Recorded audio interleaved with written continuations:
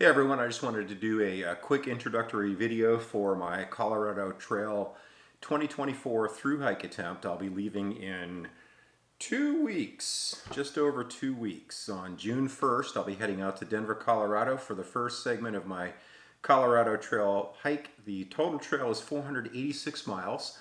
In June, I'll be flying into Denver. I'm going to spend a few days in Denver, just kind of acclimating and enjoying Denver for a couple of days, and then I'll be heading out on trail around the middle of the month.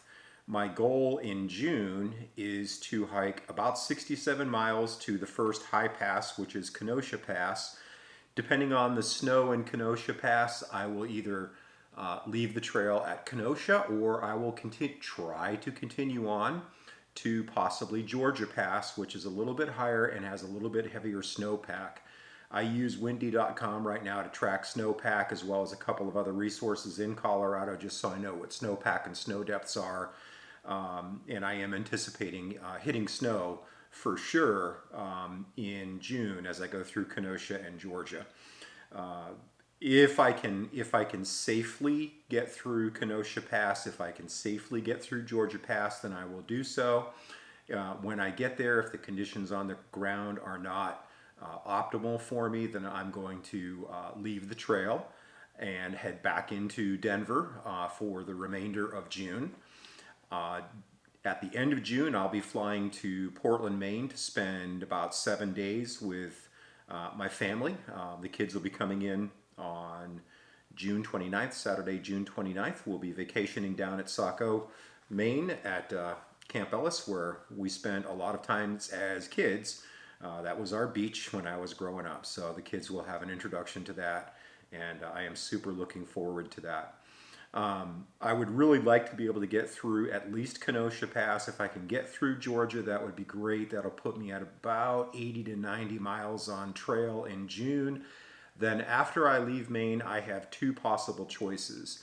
One, if I've made the mileage and I feel like I'm comfortable and I'm making distance and my daily hikes are going well and I've got a few days room to play, then I'll fly into Jackson Hole, Wyoming. I've been invited to spend some time with my friend Paul Westbury out in Pinedale, Wyoming, and to visit the Mountain Man Rendezvous in Pinedale. And I am super excited and super geeked out about that. It's going to be an amazing experience. If I'm not making the distance, I'm just going to have to feel it out as to whether I go to Pinedale or not. My main priority is not to complete the trail this summer. That is about number 4. My main priority is to enjoy, but I'm going to have to just make those decisions on the fly. So I'll be going to Wyoming and then spend 4 days there, then back down to Colorado to complete the Colorado Trail. I wanted to spend just a couple of minutes talking about safety and communication. Oh, hello, kitty cat. Immediately as soon as I started posting to Facebook, just about everybody wished me well and told me to be safe. And as you know, safety is number one. So safety is absolutely important. And with that comes communication. Cell service, of course, is going to be intermittent at best. And I have to plan for 4 to 5 days without cell service and 4 to 5 days between trail towns where I can actually recharge things. So I'm going to go through just a couple of pieces of gear from my pack and explain safety and communication. I've carried a Spot satellite device for several years now. When I go jeeping, when I go hiking, anytime I'm outdoors, I take my Spot with me, and that enables me to send a satellite message, a satellite update that gives my location, and I'm going to have to put the cat away. The Spot enables me to send a preset message. Basically, I'm okay, everything is good, I'm in camp for the night. So at night, I will send out the message, I'm in camp. When I get up in the morning, I'm okay, everything's good. And then through the day, I'll send the message again, I'm okay, everything is good. In the event of emergency, Spot does have an SOS button. It is a one-way communication, so there's no ability to communicate with emergency services to describe what the emergency may be.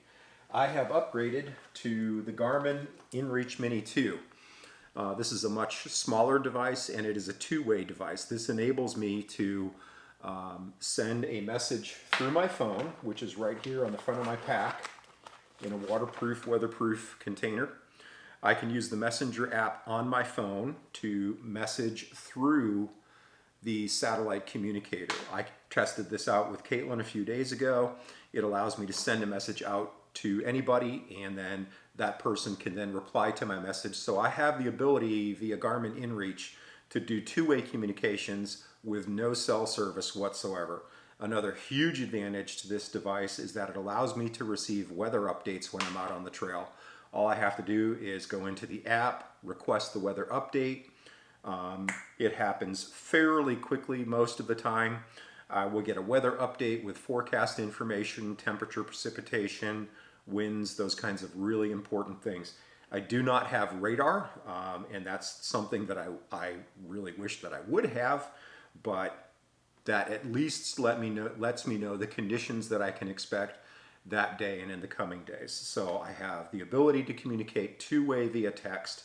I have the ability to get weather information, and when I press the SOS button on the Garmin InReach Mini, Garmin will text me back and say, "What is your emergency?" Which is really critical, really important, and really nice, because if I just get disoriented and I get lost, I can hit the SOS button and say, "Hey, I don't know where I am. Can you look at my location and give me a direction?" Now, I do have navigation apps on my phone. I do carry a map and compass, but in the event, they could text me back and say, "Turn around and walk 100 yards east and you're back on trail." That's good. Should it be a medical emergency, I can describe the emergency and they would send out the appropriate response to that. I am registered with the Colorado Search and Rescue Agency, COSAR. So the state of Colorado already has my information, so that if I do require rescue, state's got that. Garmin has my information. They need to send the choppers out. I have insurance. Everything's covered through that. And then it goes through medical. So I've got, as far as any kind of life-threatening emergency, or even just something as simple as I'm lost, I don't know where I am, I have the ability to communicate through that.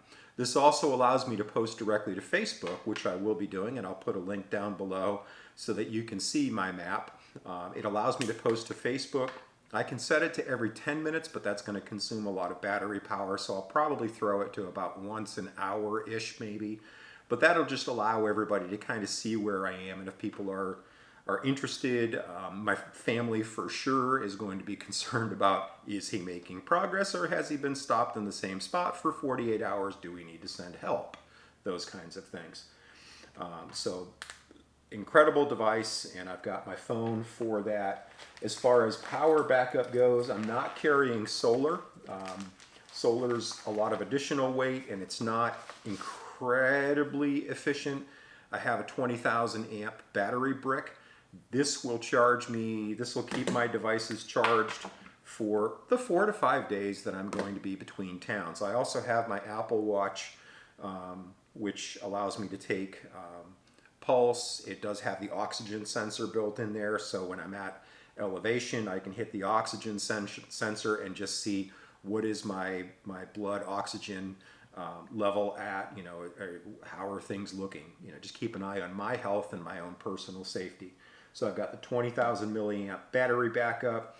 This I can throw onto a power outlet when I'm in a town, wolfing down some pizza, because I'm going to be doing that.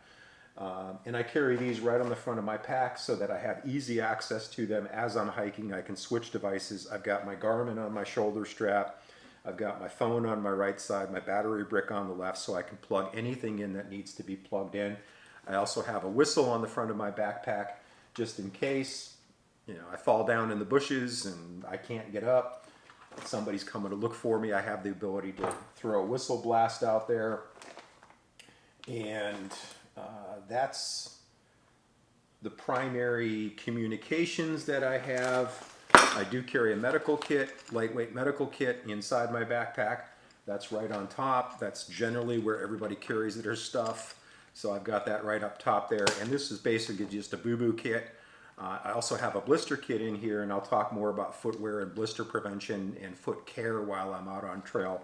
But the first thing that I wanted to cover with everyone is just, how do you know where I'm going to be? How do I know where I'm going to be? How will my family know where I am? And how will I be able to check in? And in the event of emergency, what I can do to get service and get help if that's needed. So if you have any questions about any of that, please throw a comment down below and I'll respond to that. I really appreciate the interest that everybody's had in this hike.